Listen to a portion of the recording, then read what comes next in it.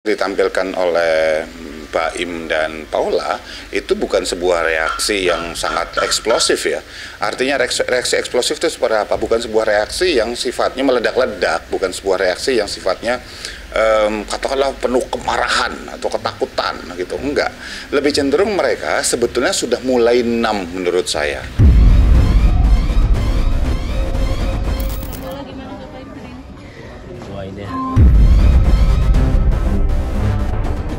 Dan satu lagi mereka sudah menampilkan topeng, udah siap dengan topengnya masing-masing.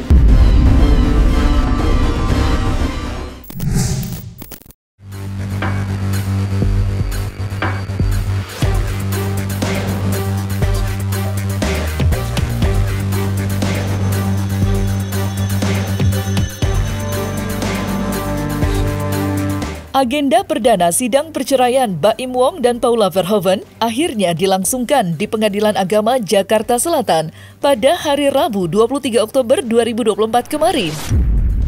Dalam sidang yang beragendakan mediasi itu, Baim tampil rapih dan menawan, mengenakan jas elegan dengan sentuhan warna biru serta kacamata. Layaknya Baim, Paula Verhoeven pun hadir secara langsung. Sontak saja, hal itu pun memancing sorotan masyarakat luas. Bagaimana tidak, mengingat keduanya sudah pisah rumah selama 6 bulan lamanya, ekspresi Baim dan Paula pun lantas tak lepas dari sorotan mata kamera. Seperti raut wajah mereka yang tidak segan melempar senyuman, cincin pernikahan yang tidak lagi menghiasi jari manis Paula, hingga sikap Baim yang menyapa Paula dengan sebuah kedipan mata. Bukan hanya itu saja, gelagat Paula terhadap Baim pun ikut menjadi perbincangan, di mana ia tampak tidak lagi menghargai Baim sebagai imamnya, lantaran tidak bersalaman maupun mencium tangan. Lantas, bagaimanakah pandangan pakar ekspresi menanggapi momen-momen tersebut? Serta apa pula isi hati Baim dan Paula?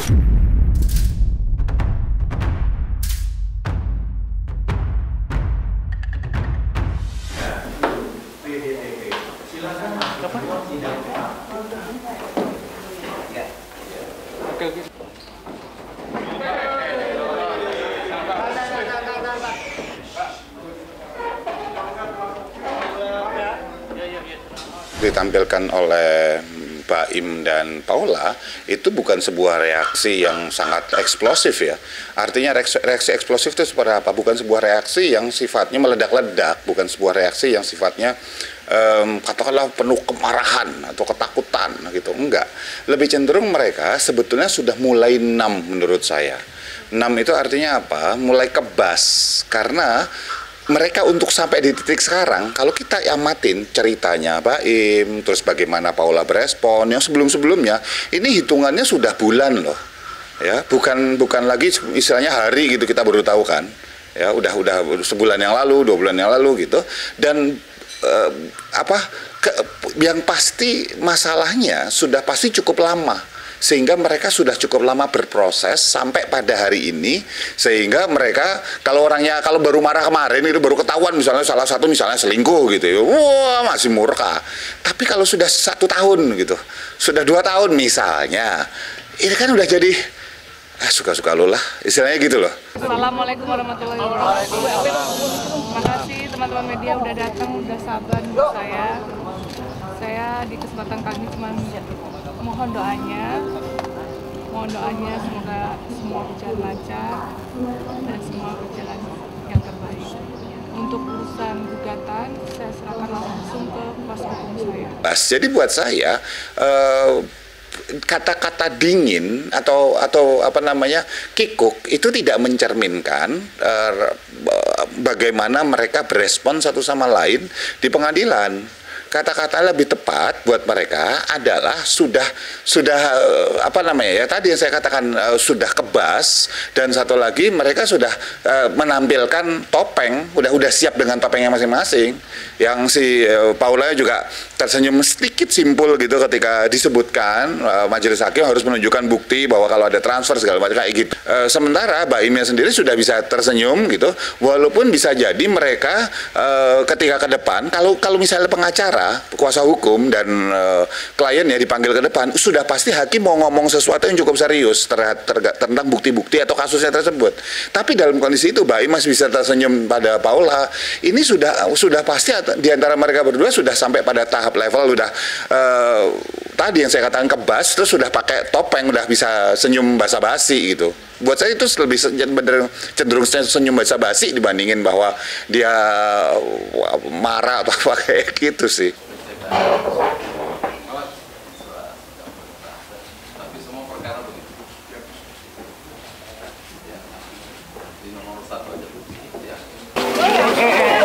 Hati ya. Ada dugaan-dugaan siapa mungkin Tapi ngeliat ke bola gimana Bapak Im hari ini?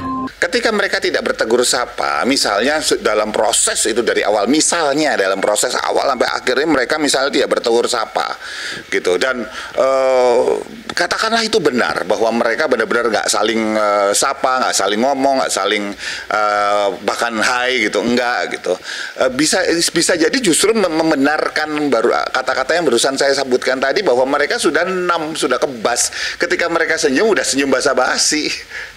Ya, mereka benar-benar bisa jadi sudah sampai pada titik bahwa terserahlah mau ngapain, mau selesai juga ayo, mau disuruh kan kalau misalnya kita bicara pengadilan agama ada proses mediasi biasanya, dan di proses mediasi ini biasanya dua-duanya entah bersikukuh atau salah satunya kemudian masih membuka peluang untuk balik kembali, atau dua-duanya sebetulnya masih membuka peluang. Yang bisa berhasil adalah yang dua-duanya masih membuka peluang, ya.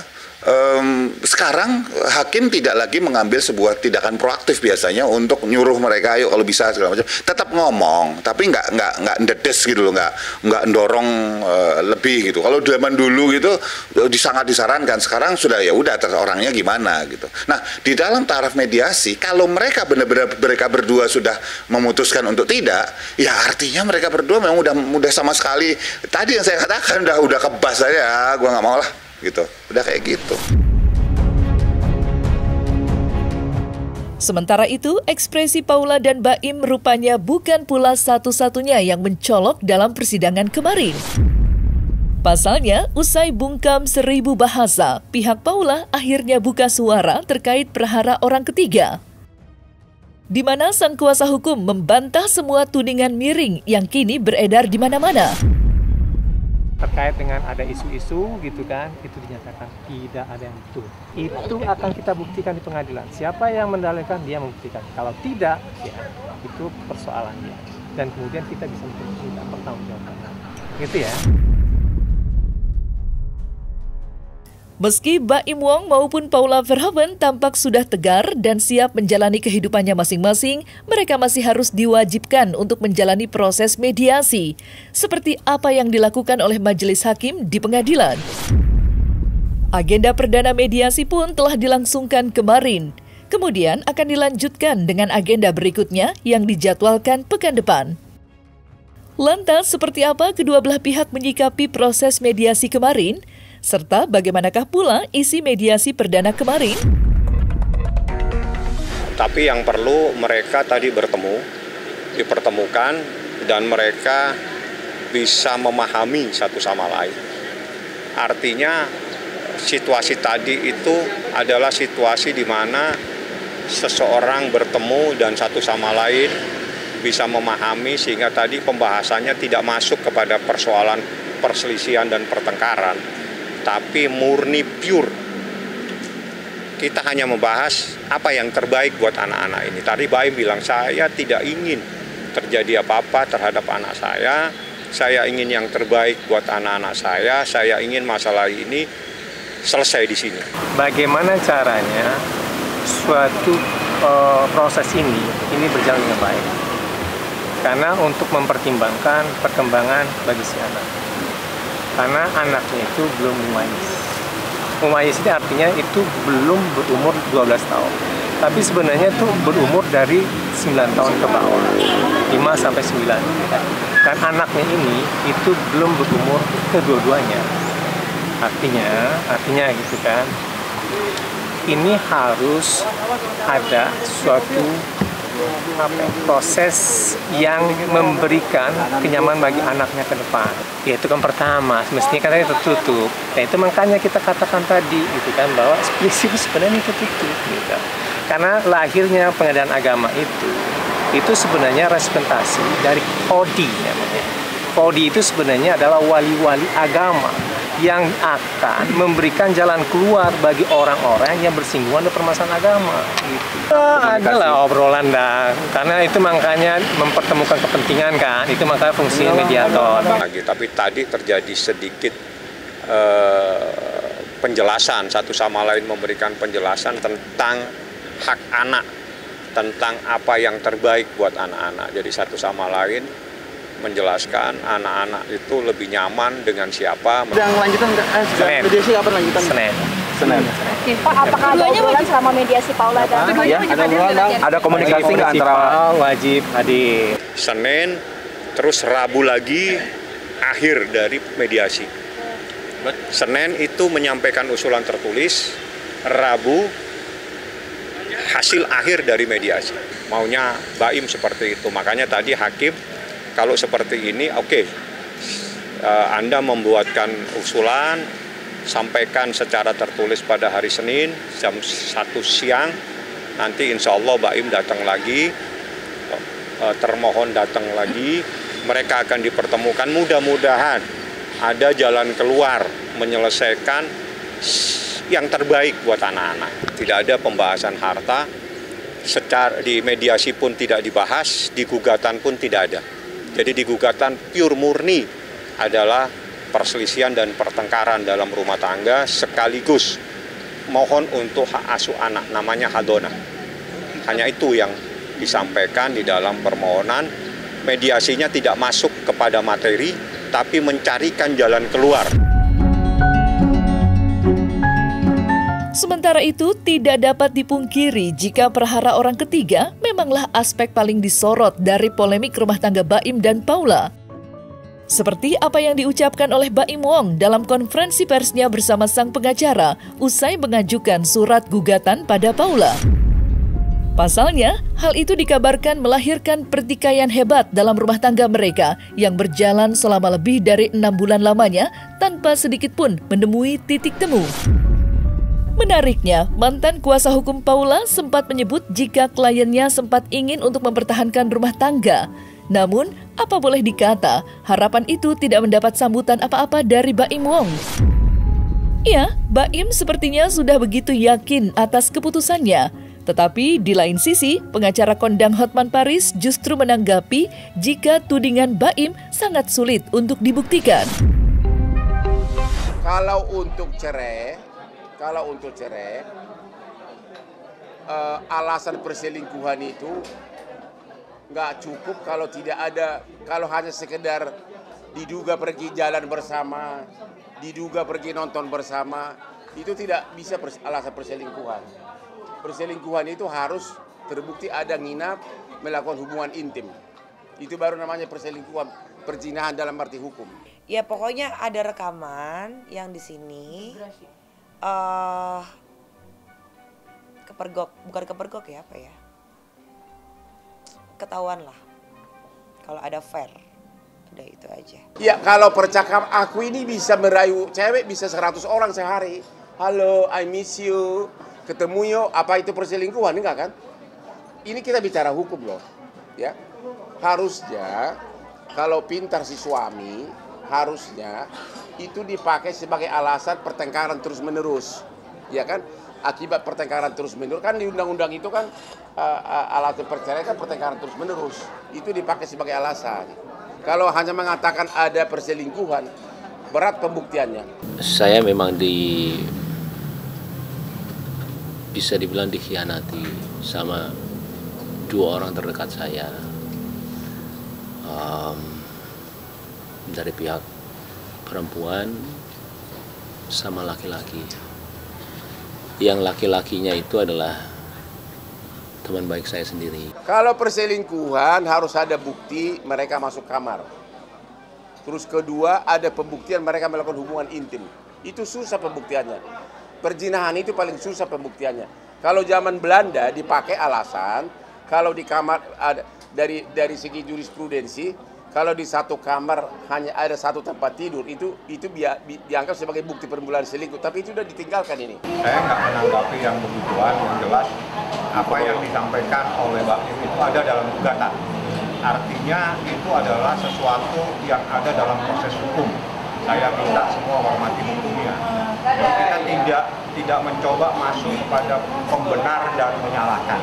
Tapi kita masuk kepada fakta. Faktanya ada di dalam gugatan dan gugatan itu saya daftarkan di Pengadilan Agama. Jadi saya masuk pada proses hukumnya. Lain-lain saya tidak mau menanggapi. Kalau memang sudah tidak ada kecocokan, ya udah berpisah aja baik-baik. Untuk berpisah baik-baik karena untuk ngurus cerainya pun gampang. Caranya begini, bilang aja sudah tidak cocok, bertengkar terus-menerus, ya udah. Kan menurut undang-undang kan pertengkar terus-menerus adalah alasan perceraian. Selesai habis itu dapat pasangan baru, banyak pasangan baru ini. Seperti ini, tinggal kan. Bang, jangan saling menjelekkan, ada anak kan. Jangan saling menjelek, ini jago nih. Ada anak soalnya, jejak rekam media sosial kan bisa hilang. Betul, Paula merupakan klien kami ya, yang sudah datang ke kantor kami itu per April ya? April. Jadi per April Paula itu datang ke kantor sini konsultasi terkait dengan rencana perceraian antara Paula dan Mbak Im sebagai suami. Proses konsultasi itu sudah berjalan, lalu kemudian di bulan Mei Paula kemudian memberikan kuasa kepada kami untuk membantu menyelesaikan persoalan rumah tangga mereka antara Paula dan Mbak Im yang memang pada waktu itu sudah sampai tahap siap-siap untuk bercerai ya. Tapi Paula berharap waktu itu memang supaya ini tidak terjadi, masih bisa diperbaiki hubungannya.